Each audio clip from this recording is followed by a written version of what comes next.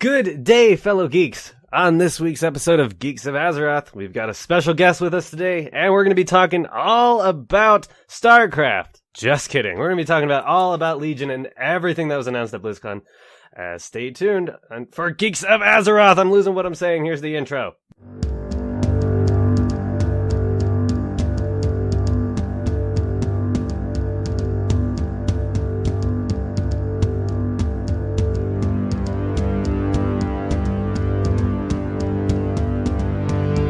By geeks. About geeks. For geeks.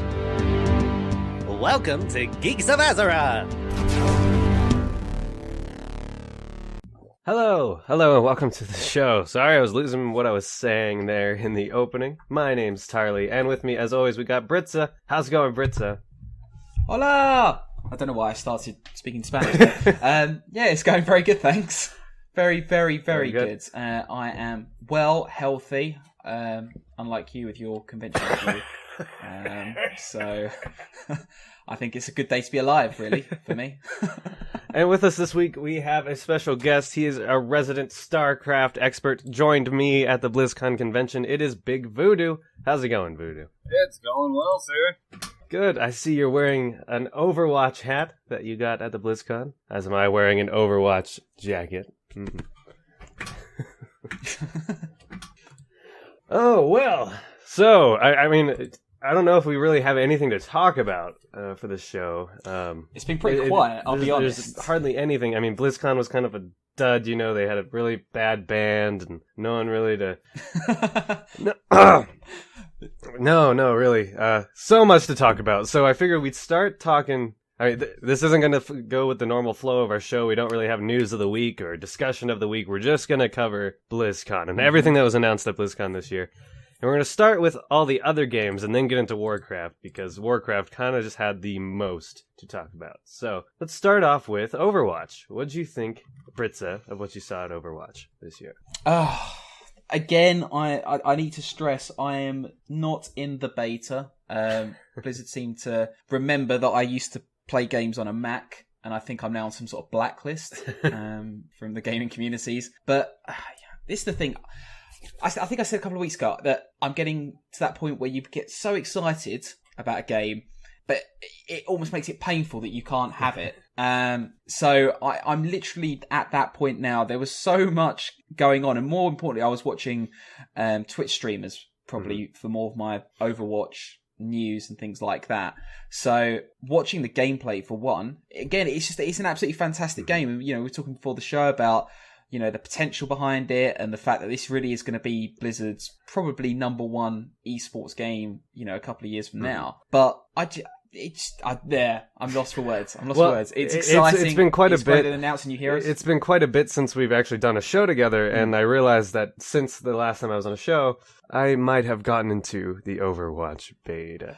Yeah, tell us, Tarley. I'm not a good guy to talk about this, but tell us, how is the beta? It's incredible. I mean, like, as I was telling you before the show, the Legacy of the Void came out this past week, and so did Fallout 4. And neither of those games are Overwatch. Like, Overwatch is still in beta, and I would still much be playing that game than the two new games that came out. It is fantastic. And so at BlizzCon, they announced 3 new heroes, which they then later patched into the beta just 2 days after. And they totally changed the balance of the game. They're fantastic, and D.Va is adorable. She's a StarCraft 6 champion. Very cool. Very cool. Yeah, stuff. I know, that's so weird. So weird. You've actually got an esports professional in a esports game. It's like Inception. Yep. I think they're really trying to push like that Blizzard is an existing franchise in their own game, because Blizzard is a sponsor written on her suit, I noticed. Oh, really? I'm not surprised. Big Voodoo, what is your take on Overwatch? What was announced, or what you think of the game overall? I see you got the hat, so. The only thing I have to say negative against Overwatch is the fact that I don't have it. That makes me mad every day. Because I'll see Tarley on Battle.net, and just every time playing Overwatch, I'm like, come on. Unfriend. I'm surprised that hasn't happened yet. I'm just wondering, do you think anything will ever come over to the consoles for testing? That's a good question. And yeah, in case you missed that announcement, yes, Overwatch is also coming to PlayStation 4 and Xbox One, launching at the exact same time. There's no delay between PC and console either, which is really cool. But whether they would do testing on it, I don't know. Maybe, I mean, other games have done like beta week, like Star Wars Battlefront did a beta weekend on console. I could potentially see Overwatch doing the same thing, but it really depends on how long they stay in beta to begin with, I guess. Yeah. Part of me thinks that this beta that we're in right now could potentially be pretty short, and it may get cut off by the end of the year, and then we hear nothing until it actually comes out. That's what I'm starting to think. I think it might go quite quiet, because you think at the end of the day, they've announced the Hollywood map. I can't see them announcing another map for a while, right. So that is that's the big thing about Overwatch that's on everybody's mind is how is DLC going to work for the game after launch? How does microtransactions fit into this? Because if I don't know if we spoke about this on the sort of light show we did last week, but Xbox, actually I say that Halo 5 is an example of how microtransactions can work for console, but you know what I'm trying to say? That whole idea of like Heroes where you go in and you pay for characters, you pay for stim packs, I don't know if that is quite right for console. Right. You know, the idea of logging onto an Xbox One game and actually having to buy the heroes, you know, it's not like you have to, well, I know you have to buy the, ignore me. It does work. It does work. It's quite a good business method. One thing I would get your thoughts on, actually, is the different versions of the release. And what I mean is you've obviously got the standard Overwatch release coming. Just for PC, for $40 US, just for PC. Can't get that on console because it's a digital only. Then there's the $60 that comes on console and PC that comes with 5 skins, which is awesome, and in-game goodies for all other Blizzard games, which they are doing. And then there's the 120 Voodoo? Do you remember? 130. Yeah, it's 130. Yeah, 130 for the collector's edition, which comes with all the previous mentioned items, and then a bronze statue of Soldier 76, as well as an art book and the soundtrack. So I think it's pretty cool. I think that the fact that they're including skins in an edition of the game means there will be more skins down the line, or so I hope. But how that will actually work in the game, no idea. Big Voodoo, if you had to pick a DLC method for Overwatch, what would it be? You know, I don't know what exactly I would prefer, but I would see skins definitely being more of a microtransaction type of deal. And then I honestly think what they're going to do is take kind of like the Call of Duty pay model for like map packs and stuff. So a little bit larger pay, but you'd be looking at like, you know, $15. Here's, you know, maybe down the road a couple new heroes or, you know, a couple new maps, something like that.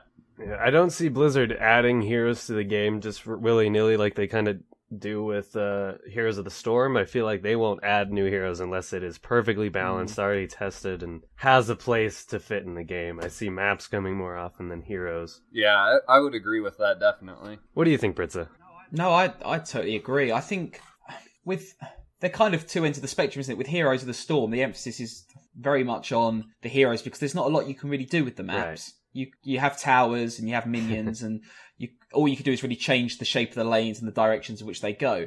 Whereas for Overwatch, it's skill-based. It's practically all skill-based. The characters are, you know, they add character, but at the end of the day, it's you jumping around and using your different abilities, and the map is a huge element of how you do that. So, you know, I think you're right in the sense that maps are going to have to be the big seller, and they're going to have to just be more careful about how they release those. And I guess at the same time, it's a question of what they want to do. I mean, do you think they're ever going to go cross-franchise like Heroes is? Do you think it would be cool to say, for example, have almost like a Diablo-themed map? Well, for Heroes. Not Heroes, Overwatch. There was a concept during the Q&A of Overwatch that was roughly announced. Nothing was confirmed, especially because of trademark issues with the name that they had, but they had been designing a map internally. They had drawn out pictures and layouts, and they were calling it Blizneyland, basically a theme park centered around Blizzard games, and that would be amazing. Again, because they already have confirmed, like with Goldshire Studios, for example, that Blizzard is an existing franchise. And there's Hearthstone cards actually floating around that map, I found, which is pretty funny. Oh, awesome. Yeah, so, yeah. You know, Blizzard's always been good about hiding Easter eggs, but it seems like Overwatch just has an abundance of them. Yeah. Definitely. And the question is whether any people are actually going to get them. Right. If you haven't played all the games, then there's bound to be stuff that's sort of over your head. But moving on from Overwatch, we can talk about Heroes of the Storm a bit, and there's definitely some interesting changes coming to that. I think the biggest thing that they announced was the 2-player controlled hero, Cho'Gall.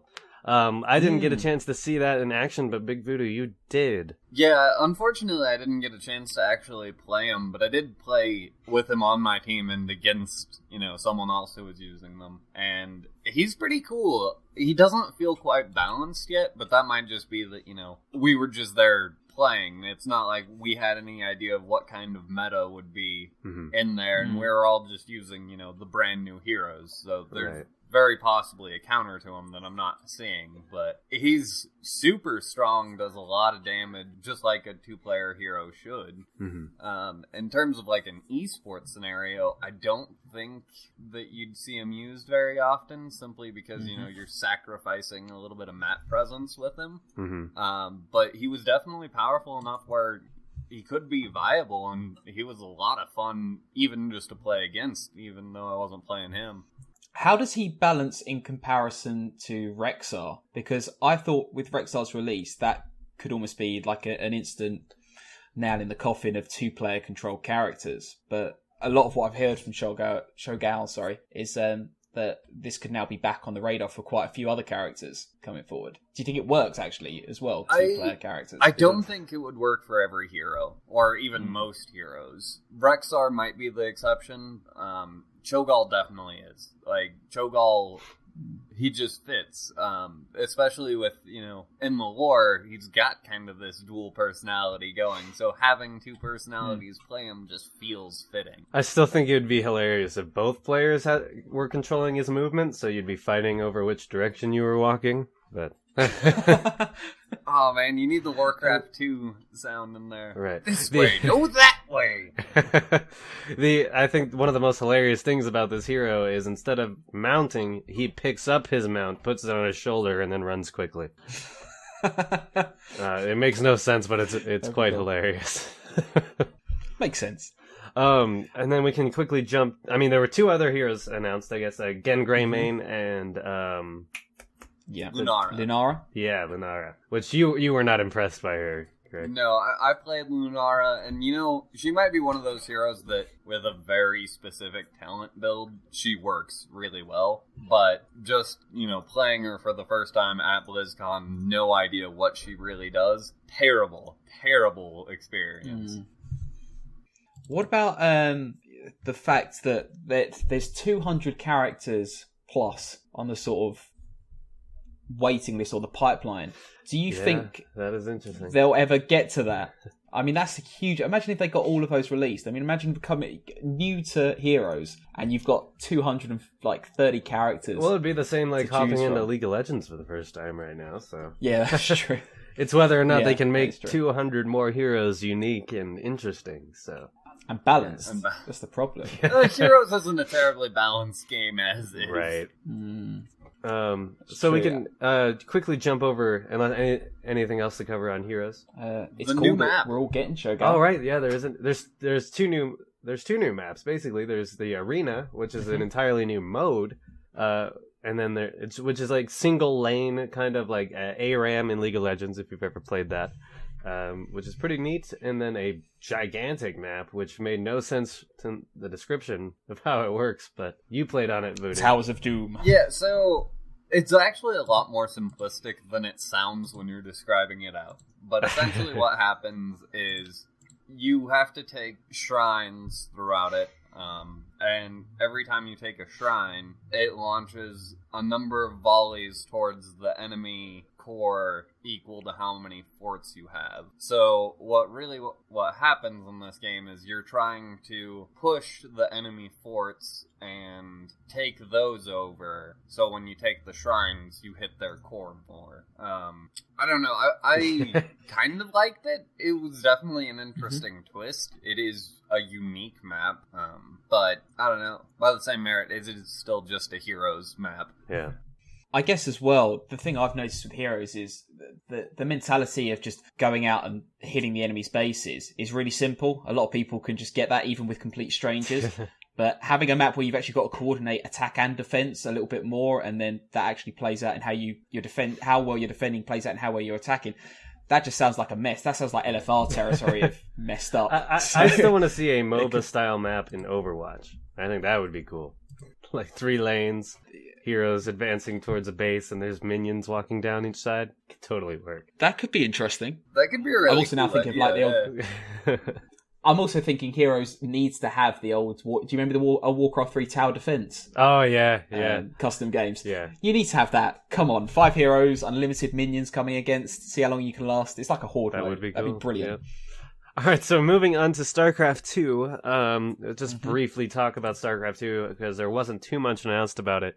Legacy of the Void is out. It is awesome. I'm terrible at it again, but eventually we'll get better. Big Voodoo climbing up the gold ladder, working his way to platinum. Jeez, well done. But, aside from everything we already know, the campaign's great, all that, they actually announced that they're going to continue supporting Legacy of the Void for quite a long time. They're going to be releasing campaign DLC packs and 3 mission-type packs, the first one being about Nova, which is pretty cool, and they're going to continue to support that over the lifetime of Legacy of the Void, as well as constantly making multiplayer changes to keep the game fresh, whether that be new modes or new units for the game, new balance. They're just going to keep StarCraft going as long as they can, I guess, which is pretty cool. It's interesting that their DLC is the closest they'll ever get to releasing Ghost. Yes. That's it. It's done now. It's Ghost but RTS form. So surprise! As soon as you launch it, it goes third-person shooter style, and everybody would lose their minds.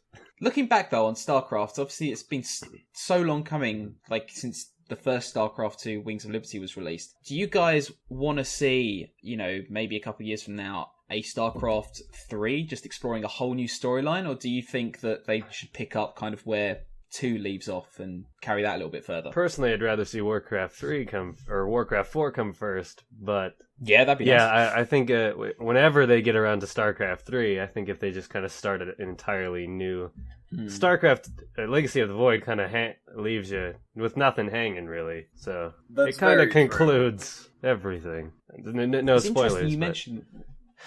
It's interesting you mentioned Warcraft 4, because when Mike Morheim during the intro said about how it's the 20th anniversary next year of the Warcraft 2 Thingamajig. Yes, of Thingamajig. That's not the actual name of the expansion, but Tides of Darkness. Tides of Darkness, that's it. But it makes me wonder whether they're going to plan something to celebrate that. And one of the things I threw up on Twitter was, would people want to see a Warcraft 3 HD remake? And I wondered if that was a possibility, but then I guess it would have been announced by now. Not necessarily. Blizzard is, as we've seen in the past, especially this year, Blizzard is willing to announce things outside of BlizzCon. So, since there was definitely some speculation based on what they were hiring on their job site, that they are revamping Warcraft 3 and potentially Diablo 2 and StarCraft Brood War. For HD this is remakes. Geeks of Azeroth exclusive. Right. Confirmed right here with our tinfoil hats. HD remake of everything. It'd be great. I'd buy it. So yeah, I think it'd be great for them and great for us as well, especially if we're not going to get a Warcraft 4 for a while. Yeah, I think it'll be a considerable amount of years before we see anything truly new out of the RTS team. Though Big Voodoo's pretty confident we're going to hear something a lot sooner. I was before BlizzCon. I didn't expect them to come out and say, hey, look, we're going to fully support StarCraft. All right. I expected them to say, we're planning these little things here and there. Like the mission packs. I could understand that, but with the fact that they went so deep into, we're willing to flat out entirely change units for multiplayer. We want to add skins for units. We want to just keep adding and adding to StarCraft 2. I feel like they want to make that last for their RTS. I half wonder if this isn't just them trying to buy time until WoW kind of hits a lull where they can, take that franchise back into an RTS with a Warcraft 4. That would make sense. But they are also trying to, it seems, with the release date of Legion and all that, build more hype around Warcraft, especially because there's a certain movie coming out. That's definitely true. And with that segue, segues are weird. We're gonna jump. Hearthstone new card thing happening. Yeah, Hearthstone new adventure. Yeah, new adventure. Yeah. So on to this is Geeks of Azeroth. We are going to jump right into everything Legion. And first off, this isn't even Legion related, but that movie trailer though. Mm-hmm. Yeah, let's talk about that. Oh man, I think. As I said to Big Voodoo when we were sitting there watching it, my goosebumps had goosebumps when that trailer finally finished. It was just incredible. Mm-hmm. Absolutely incredible. What did you think, Britzza? Again, this is the first time I ever saw it, and even the supposed leak wasn't much to go on, so I had no idea what it even looked like, apart from the release still images. And I'll be honest, it's a lot better than I thought it was going to be. I knew it was going to be great, but I didn't think it'd be that good, if that makes sense. Yeah. And it's really fascinating. If anyone's interested, Hills versus Babyface did a great breakdown of the trailer about different parts, and whether he had a theory that when you see the eagle flying off towards the beginning and then it's flying off sort of towards this tower, he had a theory that first tower is Karazhan. Yep, I've seen that theory as well, and it makes sense. Yeah. And it's really interesting that there's so much talk and so much almost like a lore possibility behind this film that people don't know, and it's great because it's gonna address it. You can see where the potential for the second and third film's already gonna be. So I'd be really another huge theory that's going around is that we see Dalaran flying in the trailer for a brief second. You see the Griffin flying up to Dalaran, and Dalaran's obviously not flying in the first war, so people are speculating that comes at the end of the movie, and that the next movie might skip Warcraft 2 entirely and jump right to the Arthas story arc, which would be interesting, to say the least, why they would skip the Second War, but why else would Dalaran be flying? Well, that would be because Garrosh stopped by another alternate time zone on his way to Draenor. Okay. And this is that one. So Garrosh is actually the main character. Oh, right. Okay. Spoiler. Right, that makes sense. And that wasn't Baby Thrall either. That was someone else. Just another green Jesus. It was Baby Gul'dan. Baby Gul'dan, yes. If you do break down the trailer, you can actually pause the scene right as Durotan is punching Gul'dan in the face, and you can pause it right on Gul'dan and actually see what Gul'dan looks like in the movie, and he looks awesome right before a gigantic orc fist connects with his face. But it's very cool. With Garona in particular, how do you think her appearance is? Because I thought she'd be a little bit more CGI. Right, it's very interesting because she's half orc, half Draenei in the lore, but she looks very half orc, half human in this storyline. She is in this film. She is half human. So and it definitely looks like they're trying to put a love interest between her and what's his name? Anduin Rin? No. King Lane? Rin, not Lane, the other guy. Whatever his name is. The main character of the story. It looks like there's... Lothar. Anduin Lothar, yes. Anduin Lothar. Sorry, I don't know why I'm getting... Rin, It looks like that's not even entirely inaccurate. So Garona befriends Lothar, and then she stabs him in the back so to she kill can Lane. Kill him in the storyline. So that might be all that we were seeing there. Yeah, but we do see that in the film. Lothar. Yeah, he's over someone's body. It does appear that it does also appear that the scene, what looks to be a wedding with Lothar, he's standing right in front of a funeral pyre, so that could be King Lane's funeral instead of a wedding. So to save money, they combined both events. Well, yeah, I mean, Stormwind's probably going through a rough time, losing their king. Yeah. Who knows?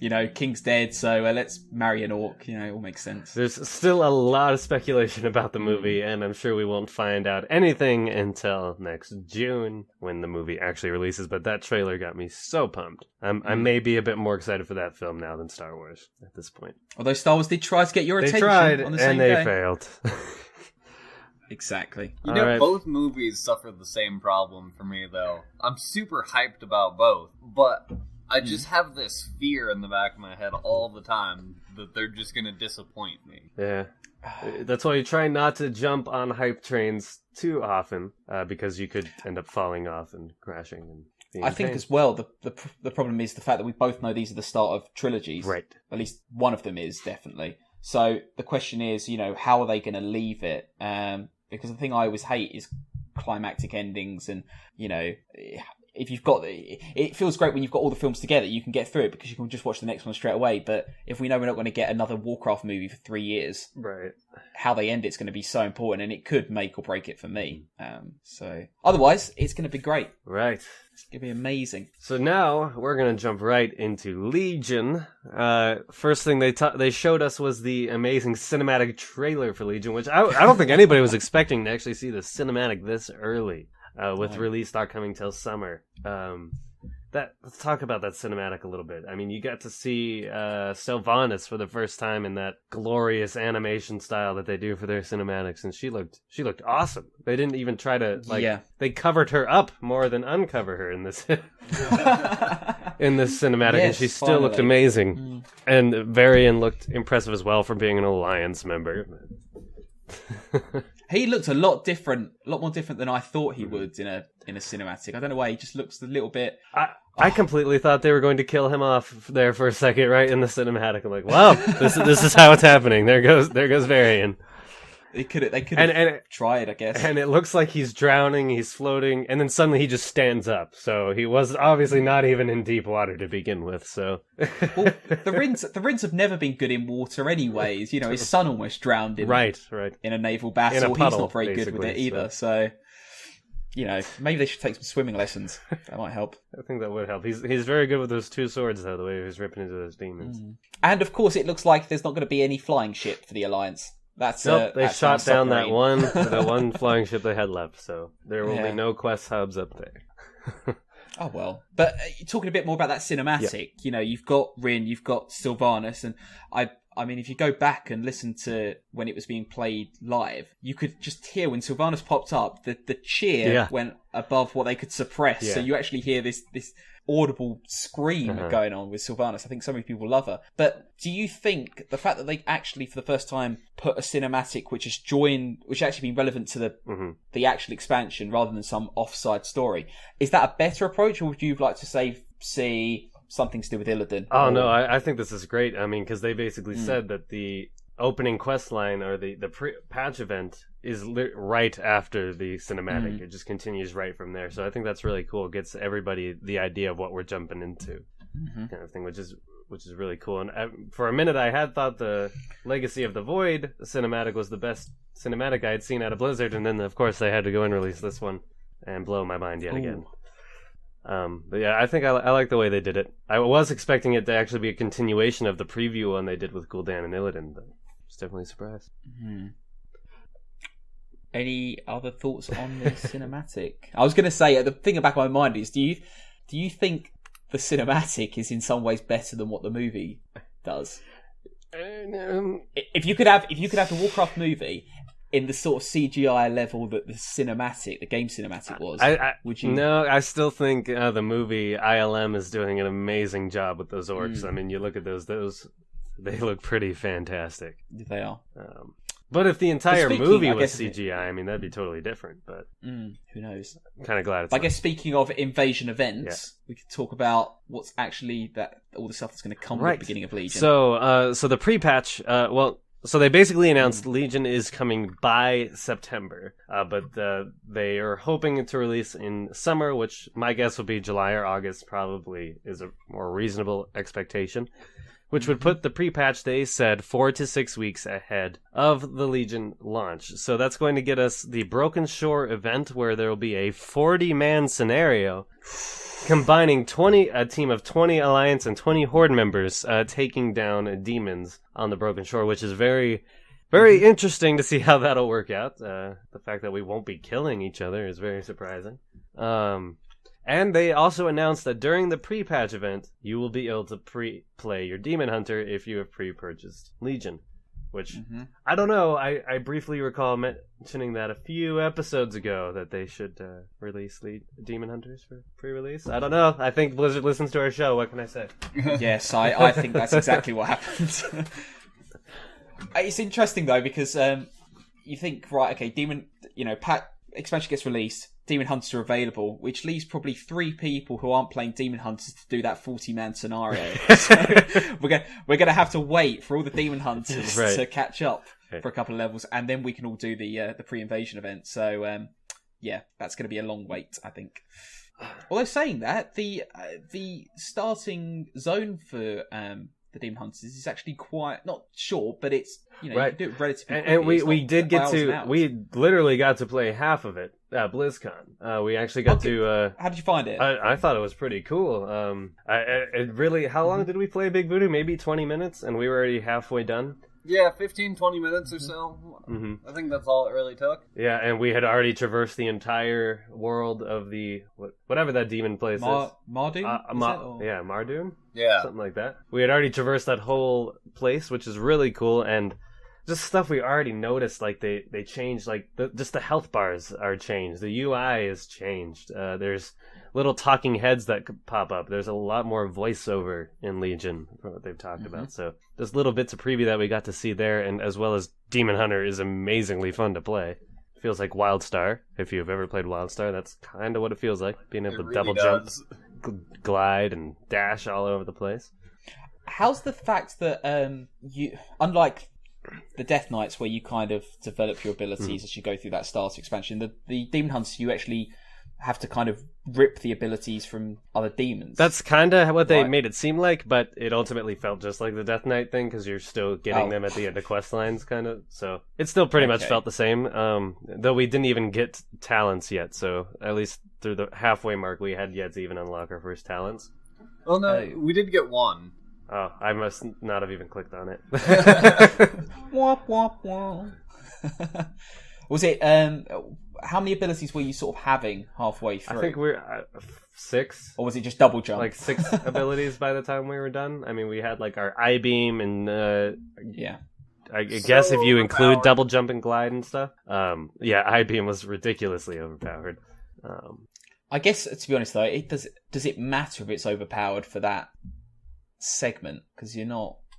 Probably well, actually, no, it's going to go. Right, but, right. It's hard to see how they will actually balance out at max level, but it's probably a really good reason to actually include them in the pre-event. People will get a feel if they want to actually main as a demon hunter, then they'll level that first. They'll have a month to decide. Another big thing that a great reason they're doing this 6 weeks ahead of time is everybody will get used to the massive class changes coming to the game. Every single class, if you have not looked into it yet, is being reworked. And sorry, I keep running out of breath.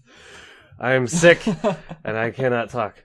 But yeah, every single class, every single spec, except for shamans, poor shamans, every single spec is being reworked in a way that it'll make the classes feel totally unique from each other, which is amazing. I mean, we can go over a few of them, but if we were to go over all of them, that would be an entire show in itself. You can check out each class change on worldofwarcraft.com. I think one of the biggest changes coming to the game would be Demonology Warlock, for example. They are completely reworking how that class works. Big Voodoo, you want to talk about that a bit? Voodoo? Demonology Warlocks? Yeah. How do you feel about it? I am so excited. Like, I don't know if I'll actually end up playing one, but I love the fact that Blizzard actually wants the class to play how the lore kind of makes it seem.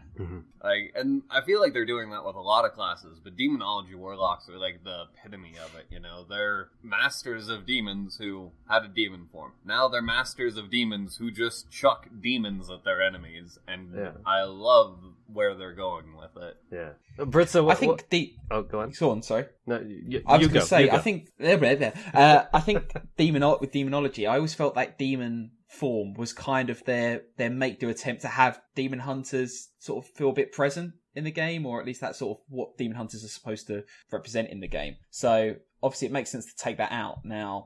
They've kind of got demon hunters there. But yeah, no, I think, you know, especially when you're going to fight off other demons, I'm going to go and take all my demons and I'm going to go wreck the place. That's what this expansion's all about. So yeah, it's gonna be interesting. I'd love to see loads of PvP events where it's loads of warlocks ganking on demon hunters, because that's gonna be just a huge mess. Yeah. But yeah, otherwise, saying that with the the class changes. There's a lot of other things, but I'm glad, for example, that warriors aren't changing that much. Yeah. Because I think, Blizzard's right to say that they're pretty happy there. So it's interesting just to see, it's more thematic, isn't it, than anything else, these changes. Insanity we're seeing a lot of quality of life changes, like DK's only having one type of rune, for example, that's more just a quality of life, or a balanced druids not having to worry about their lunar shifts anymore. It doesn't necessarily oversimplify, it just makes it one less item of your UI that you're having to stare at constantly in order to do your damage right. So I believe Arcane Mage is getting something similar as well with the way that their combat works. So a lot of useful changes like that. So I think just so having that 6 weeks ahead of time, that'll give you plenty of time to learn your class and not be a total noob when you're leveling up in Legion. And speaking of leveling up in Legion, they are doing something brilliant with the way they're leveling up. Of course, first off, they already said that they are going to keep everything that was great about Warlords leveling in Legion leveling. So awesome questline stories, hopefully. Catching my breath here. But the great thing is you can level in any zone order you want to. This is some great new mechanics that they're bringing into the game, basically making every zone flexible to your own level. So you can go to Stormheim first if you want to, or you can go to, I don't remember the other names of the zones first. You can go any order you want, except for the one final zone, which is level 100. You cannot, or 110. Suramar, yes. You cannot go to Suramar until you're 110, but you can go to any other zone in any order. And if you want to level with a friend, say your friend is level 103 and you're level 107, you can both go to the same zone and be fighting the same mob and get equal experience for it, which is amazing. They clarified that it doesn't matter what health amount you see on the enemy, it's the percentage of health that really matters to the game systems. So I'm very excited about this. Very cool change. I think it's brilliant. I when they were talking about zones and sort of doing that introduction to all the zones and talking about them, in the back of my mind I was sitting there thinking, well, what's the order going to be in? And I was also thinking I'd love to be able just to move around freely and do whatever I want, and they did that. And I think this is something that we could have done with sooner, but still, the fact, like you said, Tarley, you can meet up with friends and both do the same content together changes everything. Because you think about how, every other Pro expansion, you just started jumps on the conveyor belt and you went through the rest of it, and it's just great to see the fact that they've just shaken that up. Another small quality of life change that they didn't even announce at a main panel. They answered on Twitter. Mob tagging is no longer a thing. It also applies to herbs and nodes as well. So finally, everything's now not taggable. It took them a long time to realize that needed to change, probably after Warlords kind of cluster at the launch for clicking on trees. But Treegate. Voodoo, what do you think? I'm excited about everything they're doing. Like, as far as the systems that they went over, like everything, as long as they execute it well, should go fantastic. Like, all of their ideas are amazing ideas. I'm just worried about their execution of them. Right. It's like saying how Warlords look great on paper and look where we are now. Yeah. But another great thing is what this means for endgame content, too. With the scaling of each zone, you're not going to be limited to go into one small area of a zone where there's max level creatures. When you enter a zone at level 110, everything in that zone is going to be equivalent to what you are. So that really opens the gate for endgame content, and that kind of leads us right into the endgame content for Legion, which I think is probably the best way they could have handled dailies that they've done in a long time. And it is basically adventure mode. Britzza, you want to cover that a little bit? I'll tell you what, you take it up, because I'm going to drop my notes. So, basically, the way it works is you go to your class hall, and you'll have a map of all of the Broken Isles. And you'll have a series of quests all over the map that you can click on, you can choose to do. And when you've done 5 or 6 quests a day, then you get a treasure chest at the end, which gives you loot, which is very similar to adventure mode in Diablo, how that works. And you can continuously do this throughout the day, throughout the weeks. There will be rare quests that will pop up that may last for like an entire week on your board, and you have time to do them that take a group. There can be short quests that are only up for maybe 30 minutes at a time that get you ultra rare items if you're on at the time that they're available. It's definitely just giving flexibility to how you actually do your endgame questing. A lot of them will come with reputation rewards, gear rewards, stuff like that. So it's definitely kind of a mix almost of like how Mists of Pandaria and Warlords did their dailies, just combining story elements with shared world experience leveling or endgame questing. I think it's definitely interesting. It'll be worth trying out, to say the least, but I'm excited about it. You know, and as good as the endgame questing really does look, because I'm definitely excited for that, what really made me excited was the endgame dungeons. Yes. Like, yes. them saying, hey, look, if you don't have enough people to raid, you can do challenge mode dungeons and still get that same quality of gear. And do you want to explain, Big Voodoo, how exactly challenge modes are different this time around? So, challenge modes are still timed, right? Mm-hmm. Okay, yeah.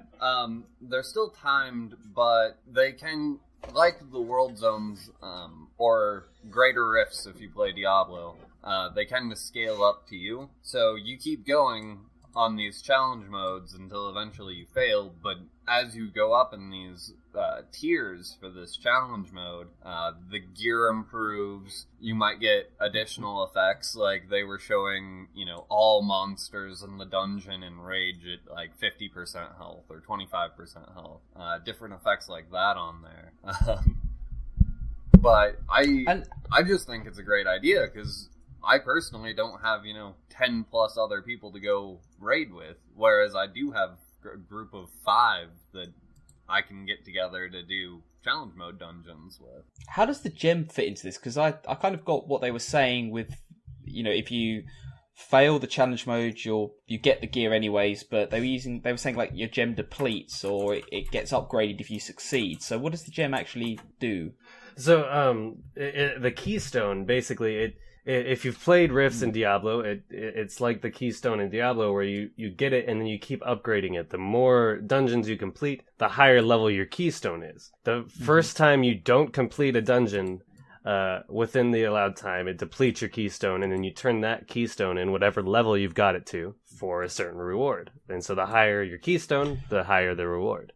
So it's a bit like the sort of challenge mode that Hearthstone has, the key. Yeah, actually. Yeah.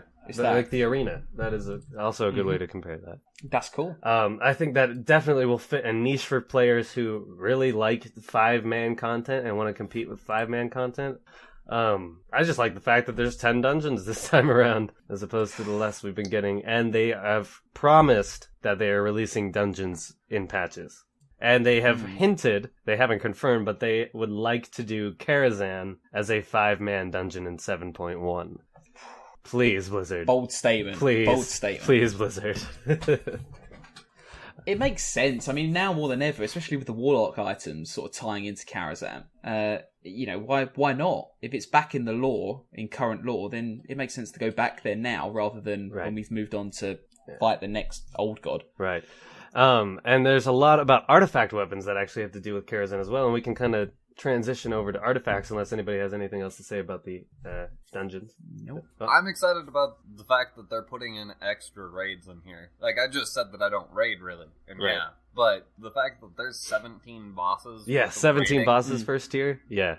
And the first raid is in the Emerald Dream, everybody. There's your Emerald Dream, and Cenarius is a boss. So, yeah. I'm going to be hopefully raiding this time around, hopefully. One other thing on dungeons, I thought what's fantastic is that Ian Hazukosta said that the approach that they had for dungeons, for scaling them, was that for some people, dungeons can be their end content. Yep. It doesn't have to be automatic, like raids is the final thing. And I think that's so important that people who don't have the time to get involved with raids now have that end content. Yeah. Granted, to get raid quality gear, you've got to be pretty good at those dungeons, but it is another option, which is pretty cool.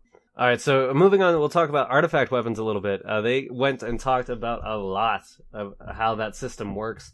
Basically, while you're leveling, the first thing you do before you even go to the Broken Isles, unless your artifact weapon is on the Broken Isles, which a couple are, you're getting your artifact weapon. That is the first thing you're doing after the pre-event. And a lot of them, just they seem so cool. Like the Warlock is going to the Crypts of Karazhan to get their scythe. That'll be for Affliction Warlocks. Very cool. But basically, you level up your weapon as you're leveling up. Now, this is how you'll be getting new talents in the game. Or, not talents, new skills. You won't just be getting them filling your spellbook anymore. They will be filling up as you fill up the tree on your weapon while you level it up. And then there are, I can't remember exactly what they call them, but there's like rune slots, something equivalent to what that is called, that you will be getting at max level. You'll be trying to fill these either 2 or 3 rune slots on your weapons with different runes that drop from PvP or from raiding. And there's so many different types for each type of weapon, and it's going to be up to you to pick, well, do I want this one or this one? Almost like the rune system is now with the greater and lesser runes, which they took out of the game. Poor scribes. You've still got the lesser ones, so yeah, we can still do a bit of money. But yeah, no, I think it's great. And they said as well that the plan is it takes quite a few months for you to actually unlock all of those. So, it's not going to be a case of... It's like its own progression system within a progression system, basically. Yeah. Pretty cool. Not to mention, they've done a fantastic job with the artifacts themselves. Like, the lore behind them, the skins for them themselves, like... Everything about the artifacts has just blown my mind. So. I'm almost more interested in the ones that we don't know about. Like, I mean, Ashbringer's cool and Doomhammer's cool, but they've put so much lore into these new weapons that, we haven't heard of that makes them really fascinating to actually go and track down how you get this weapon.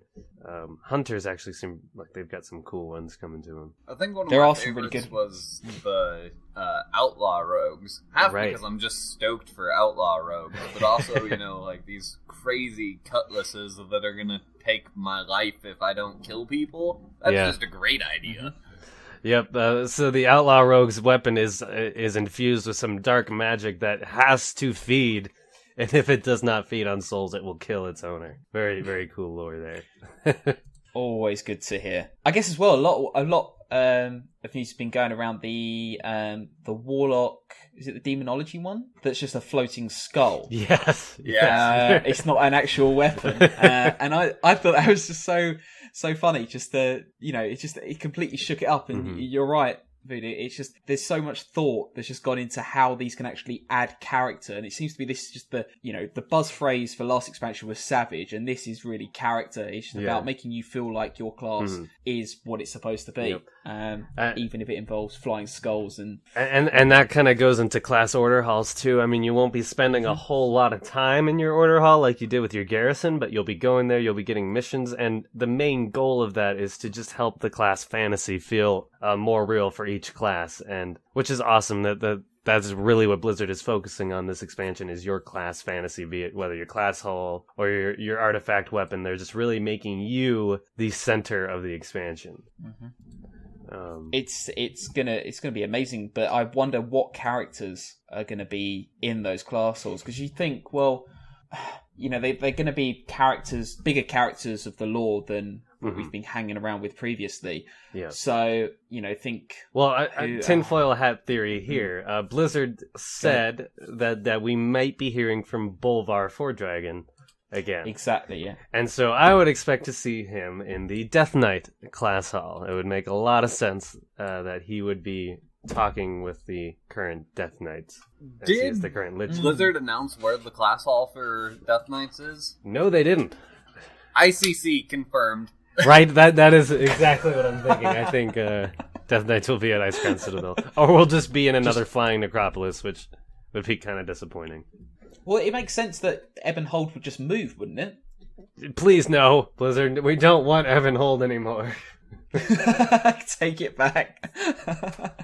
I guess, I don't know. And it's still in beta. You could change it. I get the feeling it's going to be Ebonhold, because Ebonhold was apparently on the first preview of the map, the world map. It was floating sort of east of Dalaran. Oh god. Okay. But then again, I don't know why you'd because that's the thing. Why should one class order get to have theirs in the zone and the others not? Right. So I don't think any of them will be anywhere near the Broken Isles. Actually, Hunters is actually at a lodge in Oh, of course. What The is- druids are theirs Yeah. as well. I can't. Again, I'm just Suramar. No, the mountain, High Mountain. Yeah, that's where High Mountain, Hunters yeah. is. They have a big lodge up in High Mountain, and one of the cool things. Every class has a very unique way of getting to their class hall, and Hunters have a giant eagle come pick them up and fly them up to their lodge. I think that's pretty awesome. And druids, I believe, if I remember, have unique flight paths that Yep. no other class can use. It's just little things like that just they're going to make you want to roll that character, that class, Yeah. just to see what the bonuses can do. Well, it looks like I'm having 12 characters this expansion. I was wondering, was there anything on Demon Hunter? Theirs is in Was it? Mardoon.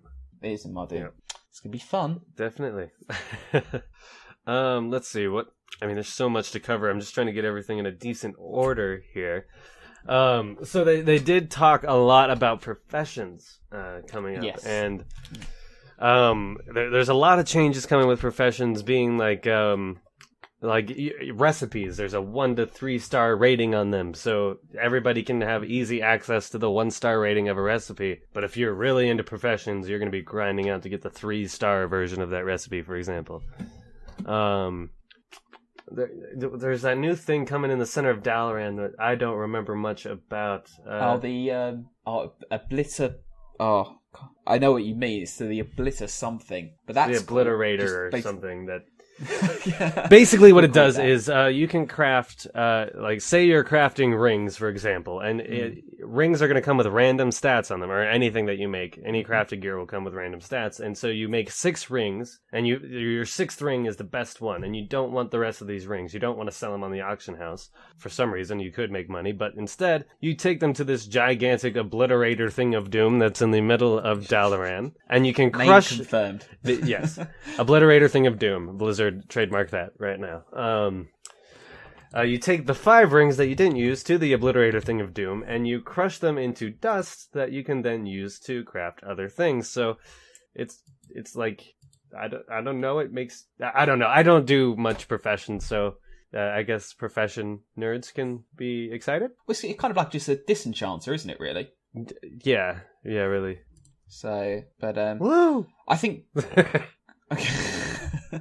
I think one of the other cool things was the fact that they were talking about how, progression in professions hasn't really been that fun, and particularly for sort of casual people who want to just sort of log in, do a bit, and then log back out. And the fact that they're going to have, I think they gave the example of the tailor, and how you have to go meet an NPC and then do bits about that, and then you learn a bit about their background as a tailor. I think it's one of the Night Fallen. Is the tailor's equivalent. Yeah. That's a cool mechanic. So there are quest lines to follow then if you are a and unfortunately if you're a scribe you're kind of losing one of your big things. They are taking major glyphs out of the game completely, but allowing you to equip as many minor glyphs as you want. You apply them directly to a spell. There's no longer a glyph table option in your UI anymore. You just apply the glyph directly to your spells, so you can have all the minor glyphs you want. And scribes get a new item that allows you to make basically a buff for yourself for a boss in a raid. So, for example, your guild is having a hard time killing Cenarius. You can have everybody equip the 10% buff for Cenarius, where you'll do 10% more damage to it. So that's an interesting mechanic that they are adding for scribes, at least. So that'll help with raiding, maybe, or it'll add way more complexity for the top level guilds to say, all right, everybody needs to have level 110 of each class, and we'll rotate on each boss who's playing which class. So we have a buff for each one. It could be something that ridiculous, but. Well, they apply for the week, don't they, those buffs? They do, but is it really account-wide? Because if it's not account-wide, then you'll have the top-level raiders each have one of every class. I guess all that does is reduce the race by 10% then, presumably. So you don't really get a benefit if everyone's doing it. So, but, it's worth thinking about, because for a lot of people as well, it could be a good opportunity for them to get into raiding, because that that difficulty margin, that extra 10% could help them make that little jump, and then once they start getting loot and gear, then it will help ease the way in. So it's smooths the way in. Speaking about raiding, they did not mention anything about LFR at all at BlizzCon. I was really hoping they would just say it's gone, but I'm surprised. I don't know if LFR will ever actually just go away, though. I think what they're trying to do is make more attractive alternatives. So it's still there if you want to use it, but it's not something that feels at all necessary, like, to get prepared for actual raiding or anything like that. Okay. Definitely. So, okay, moving on. Transmog. Transmog is another thing that's getting quite the system change. Very, very reminiscent of Diablo, where any piece of gear that you have ever unlocked in your time of playing WoW, ever, you now have for transmogging purposes. And it is in its own UI. It's not going to be filling up your bank anymore. You can delete all those items in your bank, sell them off, whatever, because once you unlock a piece of gear, it is yours forever in your own transmog UI, and you can equip it. And they're going as far back as things you've already done in the past. I don't know how that's going to work, but any piece of gear you've already received is unlocked. Yeah. And it is account wide. So I pretty much, for people who have been playing the game a long time, their transmog system's already going to be filled, from what it seems. Is it when they said that though? I think they said they'll go back and look at every quest you've completed. So does that mean things like loot drops from raids don't count, or are they included? I think they should. Literally anything I've looted. I think they should exclude raid drops just to make it so you still have to go get that raid tier if you don't have it in your bank already. There would be a lot of tracking for them to do to go back for every single piece that you have ever possibly gotten in a raid. It'd be a lot. The really cool thing for not Hunters, Warriors, is that we're going to get our whirlwind axes back. Because I've ended mine years ago, and to have that just pop back in is going to be brilliant. But I think it's a really cool system. Definitely will get rid of all that void storage and bank space that you're taking up for your raid sets. And you can finally hide shoulders, which I guess some people have been wanting to hide their shoulders. Yeah. There you go. You can now do that. You look like a small-shouldered blood elf, I guess. What did go on, sorry? I was just wondering if either of you had ever expressed the need to hide your shoulders in Warcraft. I'm very shoulder conscious. I don't think I ever have. Oh. Most of the shoulders complete the armor sets for me. Yeah. What did you guys, touching on the rest of the wardrobe, what did you guys think about the fact that we're getting 3 new transmog locations? Right, you can do weapon enchants, shirts, and tabards, which is exactly very cool that you can. I'm very excited about weapon enchants. I think that's awesome because there have been very cool weapon enchants effects over the past, unless you're a DK and you're just using the same rune every time. But I don't really see the benefit of transmogging shirts and tabards because, you can always just change your tabard. But yeah, I guess the tabard, though, you're going to get a different rep. So right, I guess if you are rep grinding and you don't like the way that rep looks. So if you want to get their rep, but you don't want to represent them, then there's now an option for you. And shirts, I guess, some people have wanted shirts. Again, the cheer for shirts was equal to the cheer for a number of other things with transmog. Right. So clearly there are other people just like shoulders who want shirt options. I don't see it. Because you can just change the shirt, but yay. I guess it's just one less thing, 12 less things you've got to carry around. Right, less things to carry in your bags, yep. So speaking of things that got weird responses at the current time, Blizzard announced new forms of legendary items in the game, and as much as I now appreciate it for what it is, when they first announced it, instead of cheers, what they got was nearly cricket sounds out of the audience when they said the new forms of legendaries. It kind of made everybody just like, what? But basically, legendary items are now random drops in the world. They called them legendaries. See what they did there. But it's very interesting, and there's apparently a ton of legendaries in Legion, for different specs, different classes, different role types. And they fill different slots on your gear. Obviously, they're not weapons. But the fact that you can, I don't know. I don't know how I feel about legendaries going into this expansion. Big Voodoo, you seemed a lot more positive about them than I do. So yeah. So the way I see it, it makes sense for Blizzard to be doing this, because, like, with everything they're doing, they're trying to make us actually the heroes of this expansion. Mm-hmm. Like, Green Jesus is no longer important. He's probably dead. I mean, he's probably going to die in the pre-patch event, but... but it makes sense. Like, legendary heroes have legendary armor. Thrall's plate has a name. I don't remember what it is, but if you look up lore, like, the armor he wears has a name. So why shouldn't ours? I mean, we are on his level or above at this point in this expansion, or at least that's how Blizzard seems. They want to make us feel like we are, at least. Mm-hmm. I guess another tinfoil hat moment is, are they trying to get us legendary so that someone else, so later down the line they can kill our characters off and have someone else loot their corpses for legendary gear? We're gonna be the next red shirts of WoW lore, right. It seems. But do you guys? I understood, like you did, Voodoo, with the whole. I understood where they were coming from with respects to having world drops, and they're taking that mentality forward. But do you guys? I mean, let's be honest. Could these have been epic?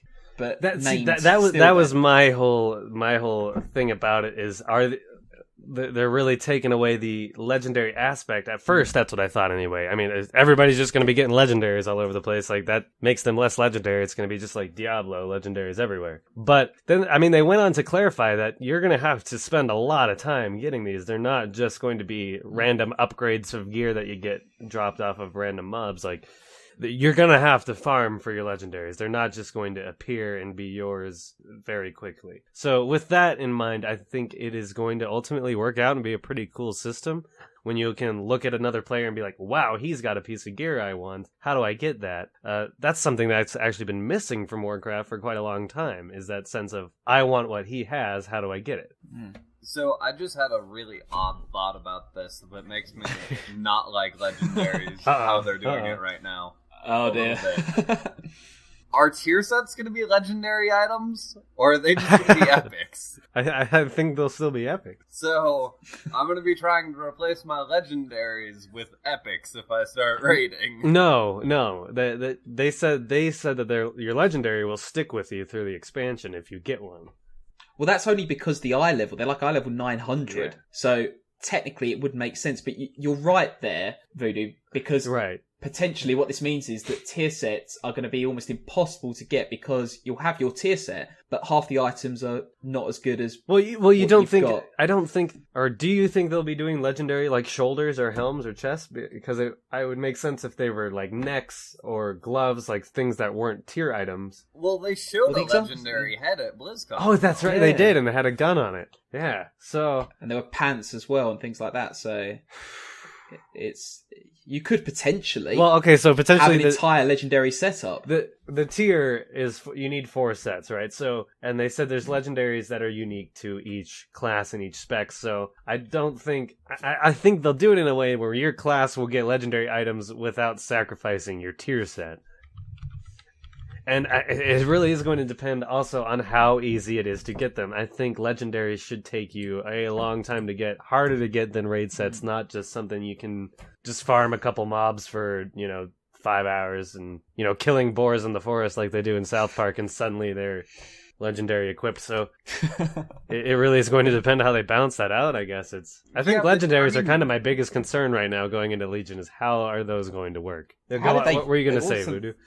Yeah. Even if it's like really small drop rates, I mean, dumb luck does play a factor when you're just talking about RNG. Right. That's why I got Ashes of Alar when I was very drunk. I mean, like, I didn't deserve that, but I got it.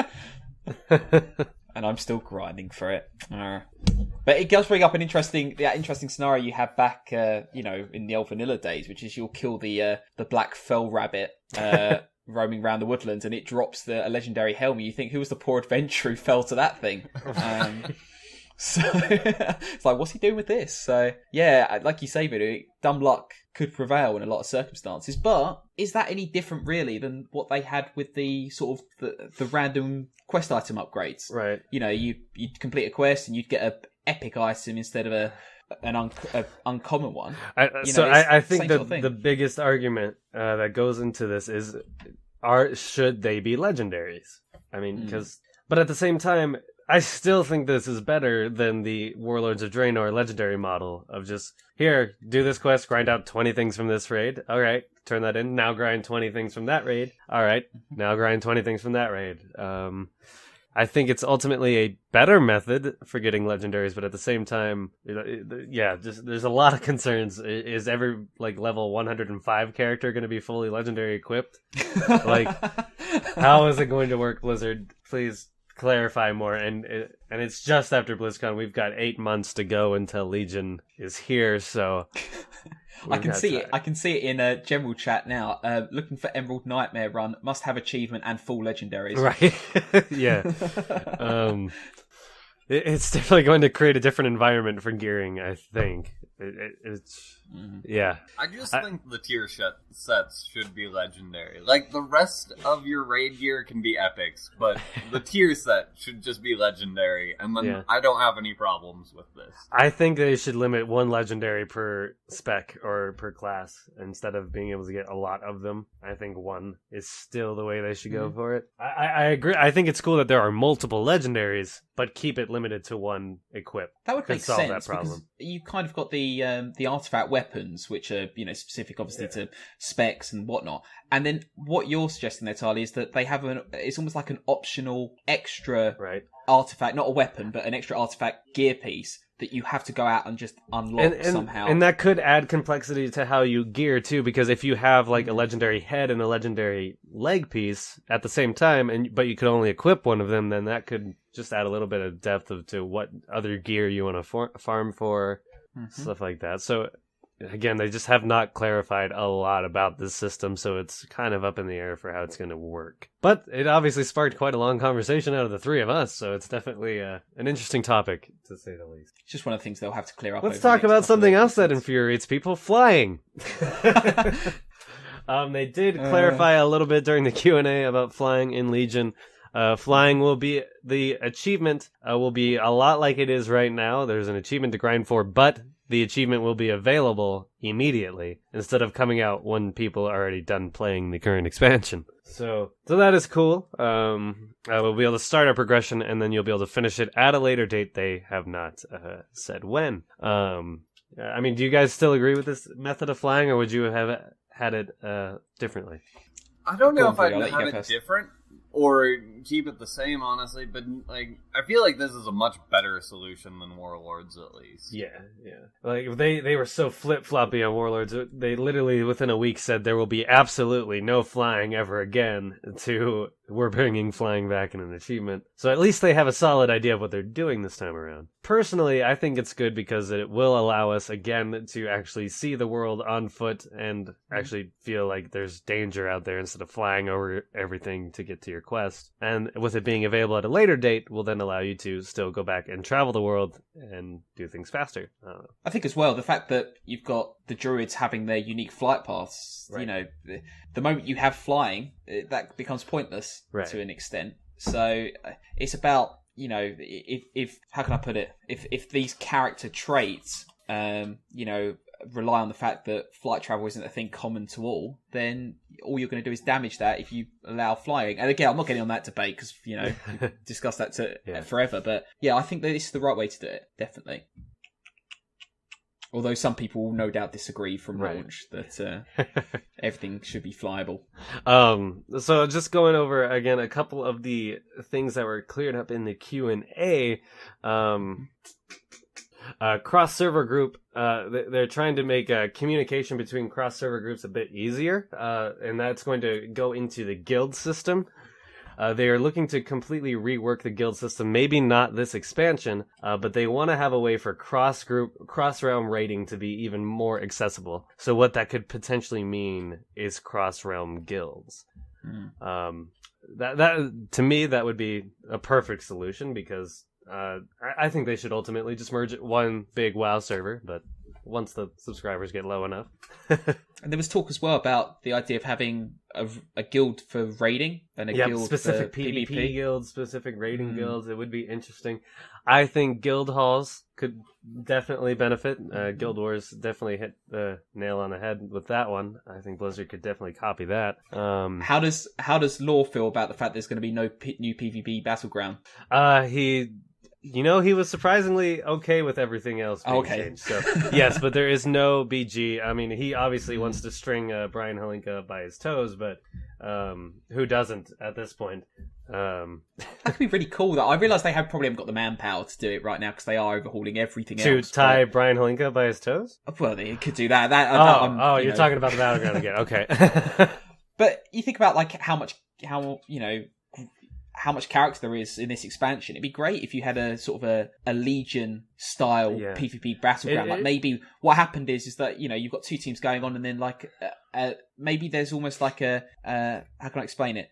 Like you're capturing objectives maybe, and then some Legion Infernals rain down on the other team because you've captured something, or just some really good stuff like that. It's interesting that you bring that up because, I mean, there was just a lack of WoW PvP in general at BlizzCon. Like, there was just not a lot of hype for the arena tournament to begin with. And then just going into Legion, they did not talk about PvP at all. I mean, even though there's this whole new system for PvP, they didn't talk about it at all at BlizzCon this year. It just seems like they're just really not focused on WoW PvP. I don't know if it's necessarily that they're not focused or if they just don't have solid enough information to really release it yet. That's true. That's fair, yeah. Maybe they will talk about it down the line, but I guess personally I would have liked to hear more on it at BlizzCon. And no new Battleground is, again, disappointing because there was not one in Warlords either. I'd still like part of them to revamp some of the older Battlegrounds. Right. Maybe update them. At least they're not bringing Ashran 2 into the game. I mean, like, just solid cheers for that. Have you not heard? What they do is they do a Dalaran with Ashran. They pick it up and they move it. And it slots in just underneath Suramar. And then, you see, Suramar's not actually the main city anymore. It's actually Ashran. It's the HQ for everyone. Thank you to that horrible thought. I'm sorry. I just flipped over to the chat and thank you for the donation, Jinx stream. Thank you very much. Oh wow. Thank you. People are actually paying for this. Thank you very much, Jinx. And Zool's also been watching us, so it's cool that Jake is at least here in spirit watching the stream. Sorry, that donation just kind of took me off guard a little bit. No, thanks very much. That's fantastic. Yeah, that's huge. Thank you very much. Anyway, back to what we were talking about. What were we talking about? A little thing called World of Warcraft. World of Warcraft, right. It's an MMO. It's an MMO. It's very new. It just came out last year. I guess that does bring something else. It is this week. Is the 11th anniversary of World of Warcraft. Wow, 11 years. Oh, jeez, yeah. Crazy. I totally forgot about that. Guys, with everything else happening, I completely forgot. Yeah. Where's my statue, Blizzard? Let's see. Another quick thing that was clarified in the Q&A. Dual spec is no longer a thing. You have access to all 3, or if you're doing all 4 of your specs, no matter what. And you'll just be able to switch between them at any time, and they have said, they have not clarified what it is, but they have said there is a catch-up method for your alternate specs, artifact weapon, and even for your alt characters artifact weapon. They want the game to be very alt-friendly, as well as multi-spec friendly, so once you've maxed out a artifact weapon for one spec, it will be relatively easy for you to do multiples, even on alternate characters. So, applause for that, Blizzard. Because what happens if? Sorry, I mean, like, as for me, I had 3 characters in the first 3 weeks of Warlords of Draenor being out because we could not decide on an arena team. I think for players like me, that'll be awesome. What happens with artifacts? If, say, for example, I go in with my Warlock and I've still got Affliction. Say, for some reason, I'm going in with Affliction. And then I realise, I see on the forums just how broken Demonology's become. So I decided, right, I better do Demonology. Do I then have to... Do you think I literally have to go back and do the quest line, or do you think I just have to go speak to someone and say, hey, look, I don't need this legendary weapon anymore. Can I have that one in your bag over there, please? I would assume that you would still have to at least do the intro start quest to get the weapon. Like, I think they've put a lot into the lore of those. Like, they want you to care about the lore of the weapon, so it makes sense you have to do that. But I think, as far as progressing the weapon, I think that'll go a lot faster. If even you might be able to progress multiples at the same time would make sense. That's the thing. Because like the reason I'm asking is, if you've done if you have like the other weapon in your bag, it would make sense if you're also leveling that one up at the same time. That's what I might do. Is I might try and just get all of them. Yeah, and then start, because you don't want to go. You're not going to want to be in the Broken Isles for the first 2 hours after launch anyway. So you might as well kill some time and get the rest of the artifacts. You look like you had something to say there, Big Voodoo. So I wonder if they won't just do like, if you have all the artifacts, you get like 100% experience on the one you're actually using, but then maybe they give you like 50% experience on the other ones. Oh, like a passive 50%. That makes sense. So you still have to actually try to level up your other ones. Yeah, but it keeps them at least somewhat caught up, So you don't pick up your like the complete opposite of He-Man. You lift up this mighty weapon and it just sort of fizzles out because it's not quite, someone forgot to put the batteries in or something. No, that'd be cool, actually. I think that'd be a great idea. Because like you say, 50%, it still gives you some stuff to do once you hit 110. Yeah. Or even later than that. Well, is anyone... Go on, sorry. You were saying, like, artifact weapons are supposed to take, like, months to actually get fully leveled up anyways. Right. Yeah. So, I mean, if you decide to change specs mid-expansion, you're still going to have some work to do, but at least you've got that head start. You're not starting just from scratch. Mm-hmm. Do you think many people are going to choose their spec as much on the look of their artifact weapon as how the class actually plays? I know I'm playing a Demonology Warlock just because of that floating head. I mean, come on. It makes me wonder, like, is that how they're going to start twisting people towards particular specs? Like, if they realise people aren't playing a lot of Demonology, maybe they'll go, well, let's have a little shake-up about how they look. And then people go, actually, I really want to be a Demonology Warlock. I would hope that they would put more effort into the class design to get people to play the specs rather than just, hey, the weapon looks cool, play this spec. I think they've done it with class design. I really do. Because I know me personally, like, I read through the class previews and I'm like, oh man, I need to play that class. And I did that with, like, every single preview. Yeah. He literally read aloud all of the artifact weapons as we were driving home from California. I was like, read me stories, keep me awake while I'm driving. That's some really good ones. But what I mean is, like, for example, Death Knights and Warriors have the same thing. You have a two-hander, two one-hander option, and then I think there's another two-hander option, or for Warriors you get a shield, for example, for protection. That makes sense. Now, and just to clarify real fast, if your spec has an offhand, the artifact also comes with an offhand, like a sword and shield type thing. Anyway. So, does that mean, do you think... Tarley, you're a Death Knight. Which spec are you going to be playing and why? Unholy, of course, because they're making changes in all the right directions. It makes the spec seem like it's going to be really fun to play. Yes, Unholy for sure. Not and the weapon then, as an afterthought, looks amazing, but that was like my least, contributing factor into why I'm going to be playing Unholy. And I guess that makes sense, the two one-handers, but it just makes me wonder, because I'd love to play two one-handers. So, but does that mean I'm going to play Frost just for that reason? Probably.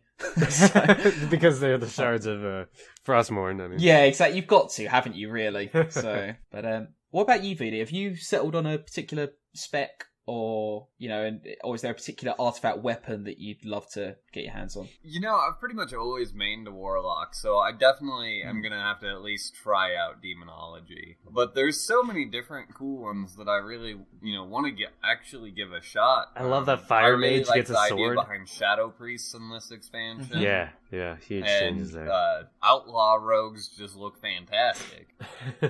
Yeah. I mean. I still can't get over all the class changes. Everybody, you need to go to the Warcraft blog and read all of them. Just because there's so many, like, huge changes, like Shadow Priest and Disc Priest. I mean, the core changes to gameplay there. So I don't know where else we're going to bring this up, but can we just quickly touch on gnome hunters? Yeah, gnome hunters. They confirmed on Twitter that gnome hunters are a thing. They briefly said it. Like the guy who announced it, he said incoming on Twitter, and everyone's like, "What? What's incoming? What?" And then he just showed a picture of a gnome hunter. It was like, freak out! Everybody freak out!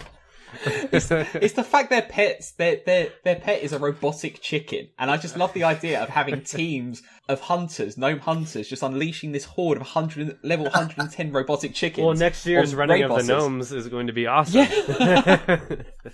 So many of them. It's going to be brilliant. But that has been a while coming, I think, maybe. Yeah. We also did get to see a brief glimpse of armor sets coming with Legion, some of the tier sets. And man, this rogue set, I'm just going to put it up on the screen here real fast. This rogue set looks incredible. I mean, it's literally got shadow coming off of it, some kind of like fell shadow dark energy. It looks like nothing a rogue would wear. It looks like a plate set, but it is actually rogue, and it looks incredible. Take that down again, but that looks really, really cool. And up until reading the notes for the show, I didn't even realize that there were armor sets to look at. So I'm kind of just looking at these in bewilderment. I mean, this warlock set also looks very demonic and very warlockish. However, and it's a question for you guys, are we not getting the same thing we got in Miss, where it's the same sets, just different colours? Would in this expansion we think there'd be more, there'd be more character to them? I think more of the characters probably more focused on the artifact weapons. I mean, we have noticed a bit of, I guess, laziness in the design of the tier sets. It probably will be what we've been seeing in Warlords, just multicolors of the same thing for each tier set. But as long as they make them well, I guess is what I would be concerned about. Because these two that we can see right now for Warlock and Rogue look really cool. So as long as they look cool, I think that's what matters. You know what I wish they would like differentiate the tier sets for each like spec. Yeah. Like for the different, I don't know, like versions of said tier, heroic, mythic, all of that. If it was just different colors, that'd be fine. If all of the specs looked different. That'd be too many art assets for them to work on, though, Big Voodoo. They just don't have the time. Yeah, but they're doing it with artifact weapons, so it could be done. I think the fact that you can set an outfit in your transmog set, and then your outfit can change when you switch specs. I think that's what they're focused on. They're like, we know you don't care about our current gear, so just transmog old stuff. I guess they're right, maybe in that sense. But then again, these PvP sets, like you just said, Tarley, look really cool. Yeah. I'd want that set, but because I think that's been the biggest problem is like you look at Warlord sets and like everybody transmogs them because they kind of look bad. So I think if at least for the main focus is they at least try to make them look good, and unique to the classes, and then maybe different spec distinction would be awesome. I agree, Voodoo. That would be really cool. I just don't think they'll do it. Yeah, I don't either. But it's a nice thought, right? Yeah, definitely. Interesting thought going back to the legendary world drop items. Does that mean potentially those items and therefore legendaries in general will now be transmoggable? I still don't think they'll allow transmog legendaries. You can't you can transmog your, like they've said, you can transmog your artifact to look like something else, but you can't transmog something else to look like your artifact. So I think they're keeping with that legendary things can't be transmogged either. Speaking of artifacts, another thing they announced that your artifact will not be moving on to the next expansion, that artifact weapons are a Legion-specific thing, and that you'll probably be keeping your artifact on like a shelf or something in the next expansion where you can display it. But yeah, that apparently is not a, just a universal thing being carried on to the next expansion. Why not? Exactly. I mean, I think it's a great system. What's the point then? If you know, like, how towards the end of the game, if I know that my artifact weapon's not important, what's the point of spending a couple of months trying to get it to max for raiding? Because it would be important for the current. Well, yeah, but I don't know. I don't see how with the amount of detail they've gone into about upgrading this item and characterizing it and developing it over time, you could add another tier for the next expansion and just develop it that way. Exactly, surely. and I agree completely, and I feel like the artifact weapon is just another thing that makes your hero a hero. Is now he has a named weapon that is your character's, and this epic thing that you've earned, and then you're gonna put it on a shelf for a random green drop. Yeah, I don't see it. I want it to be like Cloud's Buster Sword, like it splits up into 7 different items, and then each one's important. And I want a bike where I can plug them all in. That'd be great. So a couple other small notes here. The team is fixing the boss movement issues in patch 6.2.3, whatever that. Okay. Whatever boss movement issues there are. But that goes on to another point that I don't see on this list here, but Blizzard's adding a lot more movement animations into Legion, and weapon movements or attack movements for each type of attack. So that's cool. Different animations. You won't be doing the same sword swing you've been doing for the last 11 years. So cool. Mm-hmm. It's worked so far. In Legion, healers can do a lot more damage than they could before when you choose to spend globals and resources on it. And you should be able to level as a healer. It will finally be a thing. Yeah. What do you guys think about that? Like, is that too different? Because which spec was it, Priest, that they said you have to do damage to heal? Disc Priest is full atonement healing, which is pretty cool. It's certainly going to shift things up. But do you I think that works? I think it does work now because they're separating bounds for PvP and PvE. Yeah. Like, PvP is the only reason that couldn't work before. And now the Disc will have their own set of talents specifically for PvP, and they can definitely do that. Yeah, I agree. That was the only reason keeping pure damage healing from working was PvP. I might have to shift to Holy then. Was there anything else then? I think we have covered quite a bit. I mean, there's small details that we have not talked about, but overall, I mean, we've covered the majority of the changes coming. One thing we haven't talked about, the zones themselves. Well, in the end, it doesn't even matter. To quote a famous band, did you feel like they were paying a lot of attention to the tone of different zones? I really felt that coming out of that discussion, how, for example, the equivalent of the World Tree, they started with that as a concept, and then I think so much thought has gone into these zones that... Well, I think the fact that you can do them in any order, too, just adds the fact that each zone has its own story, which is, definitely cool. I think they've, like you said, done a lot to focus a different tone for each zone. Mm-hmm. For sure. And there's a Nightwell. That's cool. Yeah. Yeah, that final zone seems to have a lot of interesting lore to it. The fact that that entire city is explorable and is also a dungeon. 2 dungeons, actually. That's cool. Is it too much, though, to think about like what the Nightborn and the Nightfallen are? Like elves that have been starved of magic, effectively. Is it too much to ask that Kel'Thas comes back? As a Nightfallen? Well, that's what he was. When at Magister's Terrace, he was it looks like, that's what they've based the model off of, effectively. Yeah. You see him all sort of withered then with a, big fellstone jammed in his heart. That would be cool if he was hanging out there. Yeah. Maybe it's a bit too much to have Kel'Thas and Illidan come back, otherwise it is kind of Burning Crusade revamp, but is that not what we're all after? I'd love to see that. Oh, sorry, one other thing. I realise I'm interrupting.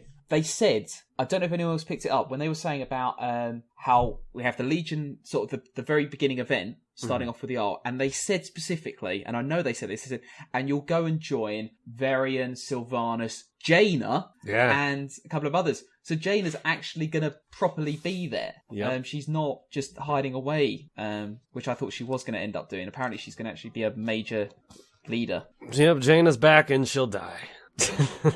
just yes.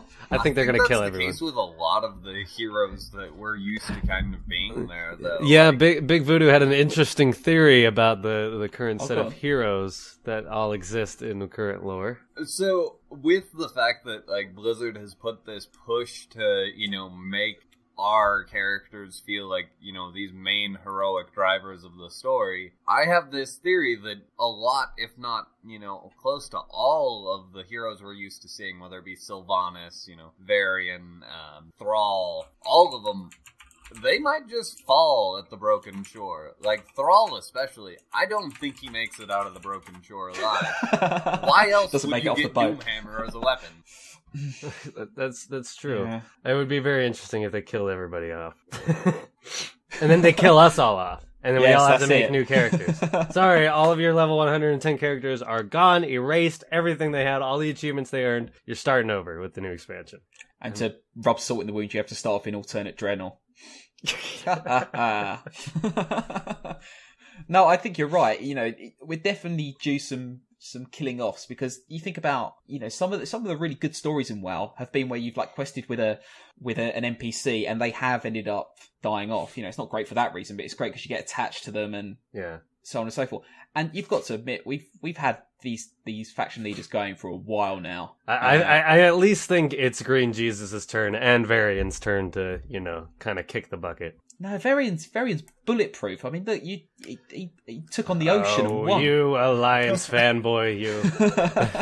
Well, all right. So I think that about does it. I mean, we have covered quite a lot, and there's been even some tinfoil hat theories about what some of the stuff means. I mean, is there anything else that we've missed that either of you would like to cover? I think we've talked it all out. Yeah, we really have. So on that note, thank you everybody for tuning in this week to Geeks of Azeroth. As always, you can check us out on Twitter, Twitch, YouTube, and where are my notes? Because I always have the internet. The internet. You can check us out on the internet. Yes, iTunes, Stitcher, YouTube, and Twitch. That's where you can find us. And you can find us on Twitter at Geeks of Azeroth. You can find me personally at Tarley_pause. And you can find our long-lost compadre, Zool. Promise he's coming back soon. You can find him at ZoolGeek. What about you, Britzza? Where can we find you? You can find me at Britzza_EG. And Voodoo, where can we find you on Twitter? At Big Voodoo, all Elite Speaked Out. It's at B1GV00D00. Definitely give him a follow, and follow him on Twitch as well. He is quite good at StarCraft and very interesting to watch. Same thing for your Twitch as well, Big Voodoo. Yep, exact same thing. All right, so follow him there. You can also send us questions, hate mail, love mail. If you want to see Big Voodoo back on the show, send all of that to geeksofazerotheg@gmail.com. Definitely happy to answer your questions. And remember to check out www.epicgeeks.co.uk for all the other shows we do. We've definitely got a great WildStar show called Geeks of Nexus. If you're interested in watching or playing WildStar, they've got a lot of great advice for you over there. So definitely check that out. Otherwise, we're going to have plenty of Legion news to talk about in the future. So stay tuned for more Geeks of Azeroth. This podcast is part of the Epic Geeks Network. To find out more about our other gaming podcasts, head to epicgeeks.co.uk.